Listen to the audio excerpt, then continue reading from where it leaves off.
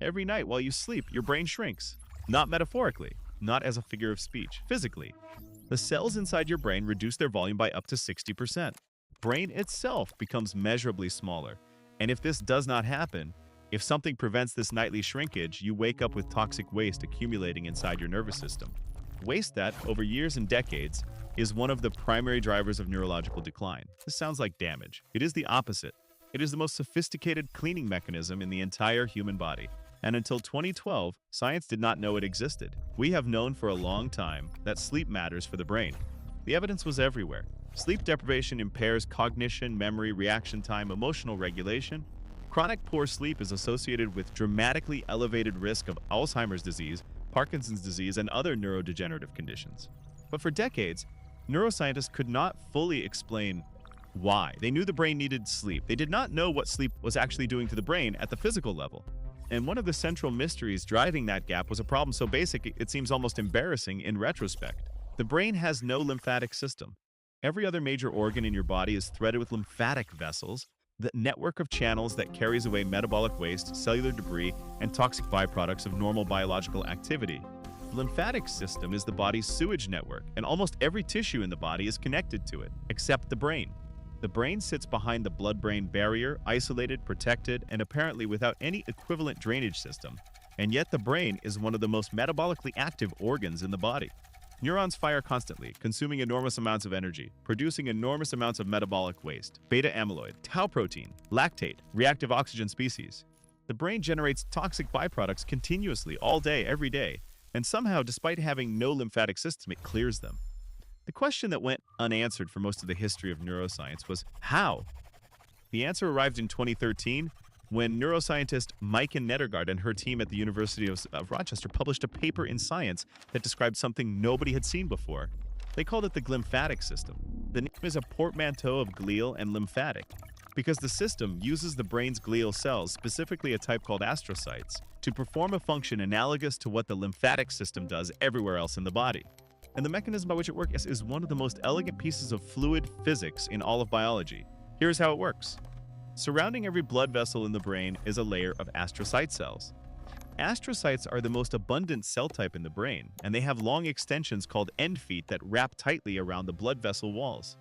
Between the blood vessel and this astrocyte sheath, there is a narrow channel called the perivascular space. Cerebrospinal fluid, the clear liquid that bathes the entire brain and spinal cord, flows through this perivascular space, moving along the outside of the blood vessels, penetrating deep into the brain tissue. As it flows, it flushes through the interstitial space between neurons, collecting metabolic waste products including beta-amyloid and tau, the proteins whose abnormal accumulation is the defining pathological feature of Alzheimer's disease.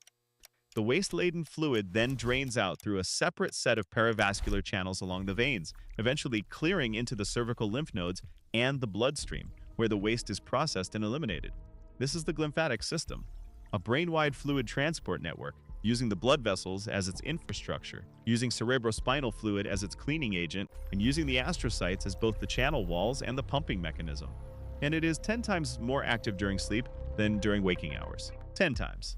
The difference between a sleeping brain and a waking brain in terms of glymphatic clearance is not subtle. It is an order of magnitude. But this brings us back to the central paradox. Why does the brain need to shrink for this to work? The answer lies in the physics of fluid flow. During waking hours, the neurons and glial cells of the brain are swollen to their normal operational volume, packed tightly together.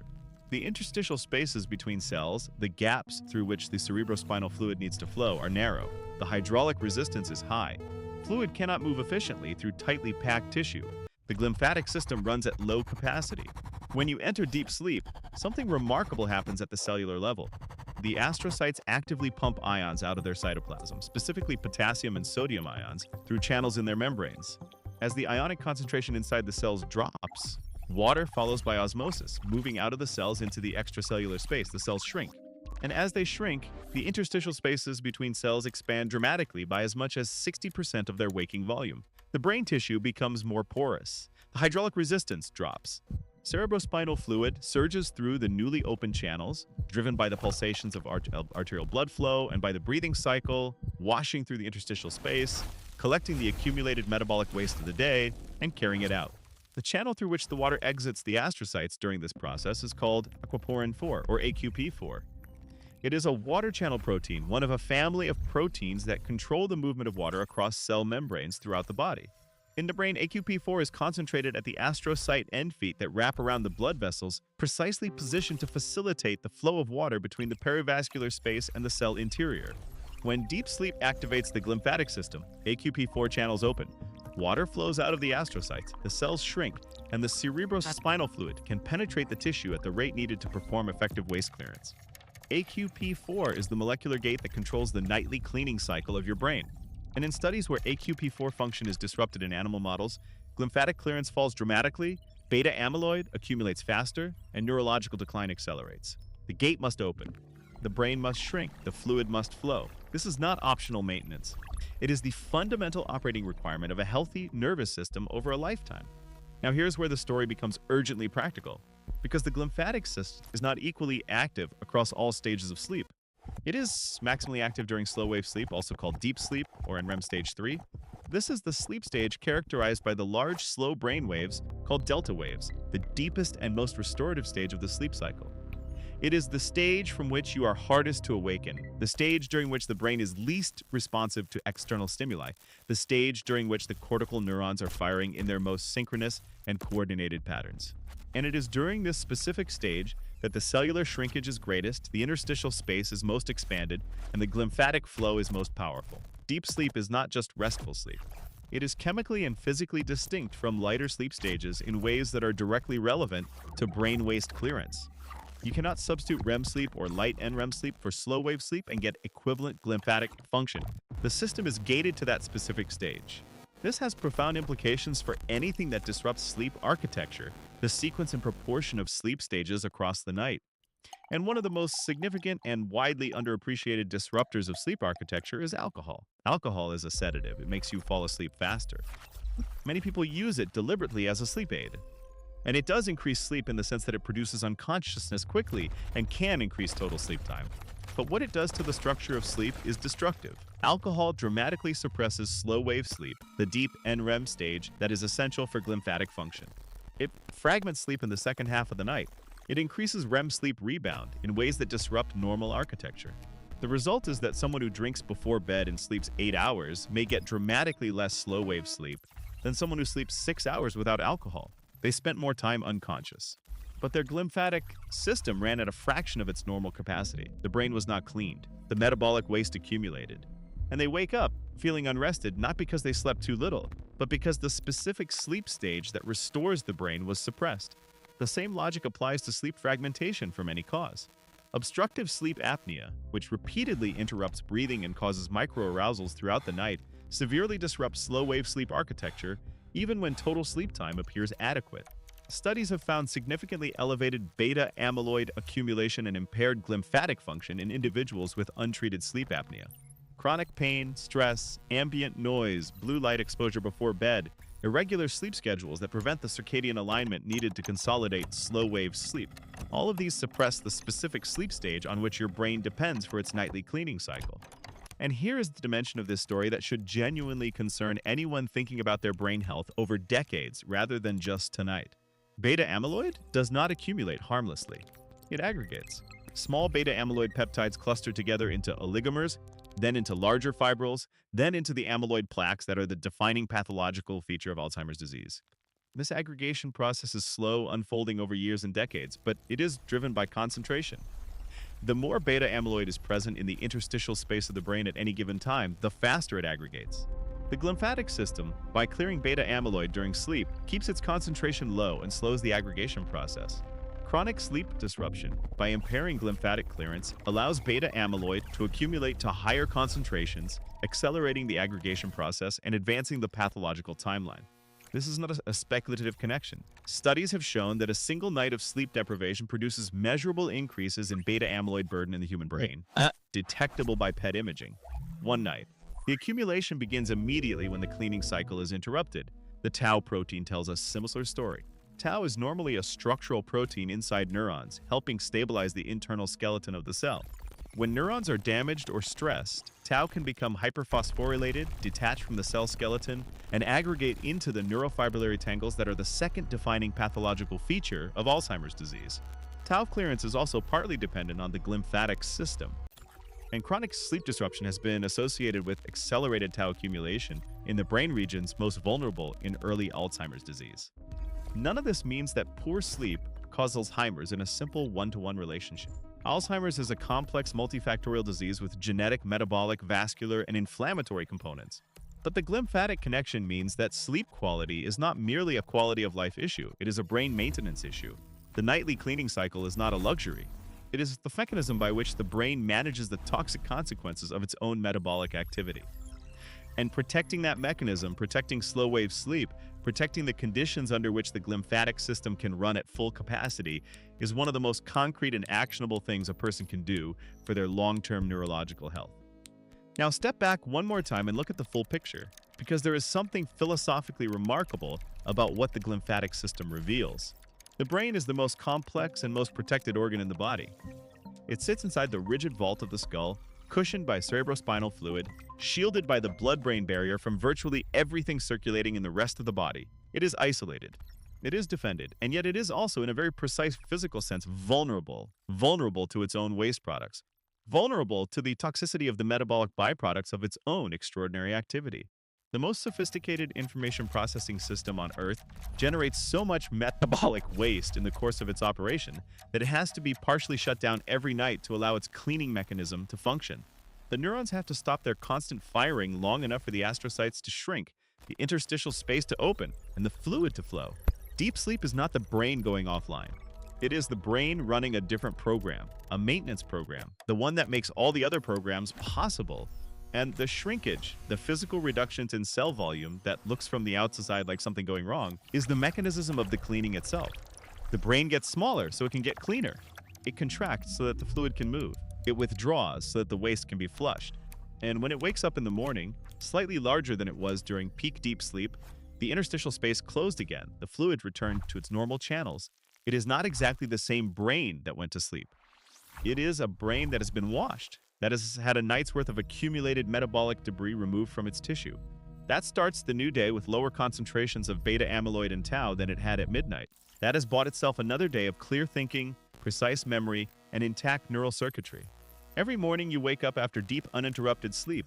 That is what happened inside your skull while you were unconscious. Not rest, not consolidation alone. Not merely the replay and strengthening of memories. All of that is also happening. But underneath all of it, driving all of it, making all of it possible, is fluid mechanics. Cerebrospinal fluid moving through channels opened by shrinking cells, washing the brain clean of the toxic residue of consciousness itself, preparing the neural tissue for another day of the remarkable, metabolically expensive, waste-generating activity of being awake and alive and thinking. That is the hidden physics of deep sleep. And now that you know it is happening, you will never think about a good night of sleep the same way again. It is not laziness. It is not lost time. It is the most important maintenance your brain performs. Scheduled every night, running on physics, keeping you functional, one sleeping brain shrink at a time. Applied biology, happening in the dark. There is one more dimension of this story worth exploring because it connects the glymphatic system to something even larger than sleep. It connects it to the question of why we sleep at all. For most of the history of biology, sleep was something of an evolutionary puzzle. An animal that is asleep is an animal that is not eating, not reproducing, not defending itself, not doing anything that directly contributes to survival. Sleep is, in the crude arithmetic of natural selection, expensive. It exposes the sleeping organism to predators. It interrupts feeding and mating. Every hour of sleep is an hour of vulnerability. And yet sleep has been conserved across virtually every animal species studied, from the simplest invertebrates to the most complex mammals. Every species that has a nervous system sleeps. The pressure to evolve away from sleep to find some alternative has apparently never been strong enough to overcome whatever benefit sleep provides. And the glymphatic system is one of the most compelling answers to why. A nervous system that does not sleep is a nervous system that accumulates toxic waste products until they impair function. The more complex the nervous system, the higher its metabolic rate, the more waste it produces per unit of time, and the more urgently it needs an efficient clearance mechanism. Simple nervous systems might manage with lower capacity glymphatic function. A brain as metabolically demanding as the human brain, firing billions of neurons continuously, sustaining consciousness, processing sensory information, maintaining memory and language and executive function, generates waste at a rate that requires a dedicated, high-capacity cleaning system running at full power every single night. Sleep is not what happens when the brain has nothing better to do.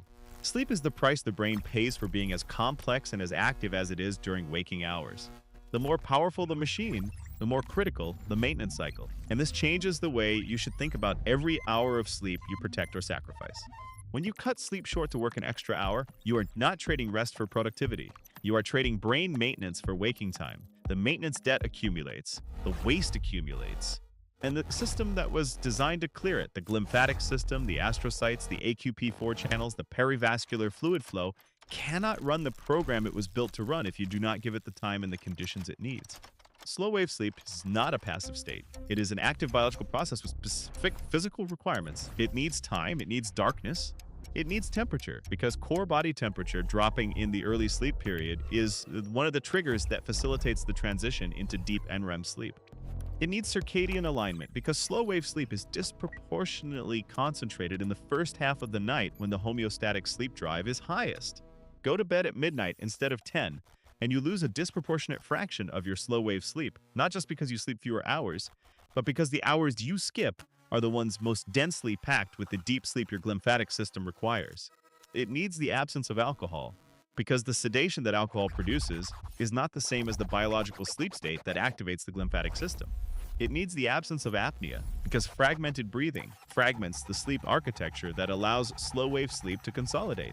It needs, in short, the same things that a sophisticated physical maintenance process always needs: the right conditions, the right duration, the right environment, and the understanding that what you are protecting is not just your mood or your energy the next day, but the long-term structural integrity of the most complex organ in the known universe. The glymphatic system has been running in your brain since before you were born. Every night of your life, while you were unconscious, it has been doing its work, shrinking the cells, opening the channels, flowing the fluid, clearing the waste, silently, invisibly in the dark. And every morning you have woken up, the brain that opened its eyes was cleaner than the brain that closed them the night before. That is not a small thing. That is the biological foundation of every thought you have ever had, every memory you have ever formed, every moment of clarity or creativity or connection you have ever experienced. All of it resting on the fluid mechanics of a sleeping brain, shrinking in the dark. That is what deep sleep is. That is applied biology, running every night, whether you understand it or not. Now you do. Let me take you one step further into the physics, because the fluid mechanics of the glymphatic system are more elegant than most people realize. And understanding the physical forces involved changes the way you think about what sleep actually is at the most fundamental level. The cerebrospinal fluid that flows through the glymphatic system is not pumped by a dedicated pump the way blood is pumped by the heart. There is no glymphatic heart. The fluid moves through the perivascular spaces, driven by a combination of forces. And the interplay between them is a beautiful example of how biology exploits physics at every scale. The primary driving force is the arterial pulse. Every heartbeat sends a pressure wave through the arteries of the brain, and this pressure wave is transmitted to the fluid in the perivascular space surrounding the arteries, pushing cerebrospinal fluid inward through the arterial perivascular channels and into the brain tissue. The fluid then moves through the interstitial space and drains out through the venous perivascular channels. The heartbeat is the pump. The blood vessels are the pipes, and the sleeping brain, with its expanded interstitial spaces and reduced hydraulic resistance, is the filter bed through which the cleaning fluid flows. The breathing cycle adds a second driving force. Each breath creates pressure changes in the chest and abdomen that propagate through the venous system and into the intracranial space, creating low-frequency oscillations in the cerebrospinal fluid that complement the higher-frequency pulsations from the heartbeat. The combination of cardiac and respiratory-driven fluid oscillations creates a complex, multi-frequency flow pattern through the glymphatic network. And during deep, slow-wave sleep, when the brain's electrical activity is dominated by large, slow delta waves, the synchronization between neuronal activity and glymphatic flow appears to be at its most efficient. The slow waves themselves may drive a pumping action, with the coordinated rise and fall of neural activity across large brain regions, creating pressure gradients that assist fluid movement. The brain's electrical rhythm and its fluid cleaning rhythm may be coupled, each reinforcing the other, in a system whose full complexity is still being mapped by researchers. What this means at the level of practical understanding is that the glymphatic system is not a simple drain that opens during sleep. It is a fluid dynamic system of considerable complexity, driven by multiple physical forces, sensitive to the conditions of the tissue through which it flows, and dependent on the specific electrical state of the sleeping brain to operate at its design capacity. You cannot replicate its function with a nap, because naps rarely include significant slow-wave sleep in adults. You cannot replicate it with sedation, because sedative drugs that produce unconsciousness do not produce the coordinated slow-wave electrical activity that appears to optimize glymphatic flow. And you cannot replicate it in fragments, because the glymphatic system, like any fluid system, requires sustained flow to effectively clear a large volume of tissue. Brief windows of deep sleep, separated by frequent arousals, produce far less total clearance than consolidated slow-wave sleep of equivalent duration. The architecture of sleep, the specific sequence and duration of sleep stages across the night, is not arbitrary. It is not simply the brain cycling through different states for variety. It is a structured program that appears to be optimized for the biological work that sleep performs. The concentration of slow-wave sleep in the early night, followed by increasing REM sleep in the later night, may reflect the different biological priorities of different sleep stages, with glymphatic cleaning and physical restoration prioritized early, and memory consolidation, emotional processing, and neural circuit maintenance prioritized later. When you disrupt sleep architecture, by sleeping at the wrong time, by drinking alcohol, by experiencing apnea, by truncating sleep duration, you are not just sleeping less. You are running an incomplete maintenance program, skipping steps that the brain depends on, accumulating deficits that compound over time. This is the full picture of deep sleep, not rest. Not the absence of activity. A precisely orchestrated physical process, driven by the physics of fluid dynamics, coordinated with the electrical rhythms of a brain that has temporarily reduced its own cellular volume to make room for the cleaning fluid to flow every night, in the dark, while you are completely unconscious and completely unaware. Applied biology at its most hidden, its most essential, and its most elegant. Sleep well. Your brain is counting on it. And here, finally, is the thought I want to leave you with. Because it brings everything back to the beginning, back to the paradox that opened this video. The brain shrinks every night, and we now know why. But consider what that fact means about the nature of the organ itself.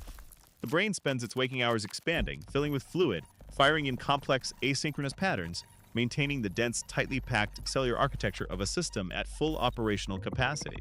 And then every night it does something no other organ does. It deliberately reduces itself. It actively drives water out of its own cells. It opens the spaces in its own tissue. It makes itself smaller to make itself cleaner. And then in the morning it reconstitutes, it refills, it returns to operational volume, ready to spend another day thinking, remembering, creating, and generating the next night's worth of waste that will need to be cleared. This cycle, expansion and contraction, activity and maintenance, waking and sleeping, has been running in your brain every day of your life. It ran while you were an infant, before you had any memories to consolidate or any thoughts complex enough to generate significant metabolic waste. It ran during every anesthetic you have ever had, every fever, every period of exhaustion or illness that drove you to sleep more deeply than usual. It ran last night. It will run tonight. As long as your brain is functioning, as long as your astrocytes are alive and your AQP4 channels are open and your slow-wave sleep is consolidated and deep, the glymphatic system runs its program and your brain wakes up cleaner than it went to sleep. That is one of the oldest and most fundamental rhythms in your biology, and it runs on the physics of a shrinking brain in the dark. Applied biology in its most invisible and most essential form. Happening right now in every sleeping person on Earth, in the brains of your children and your parents and everyone you have ever known, silently doing the work that makes conscious life possible. One slow wave at a time.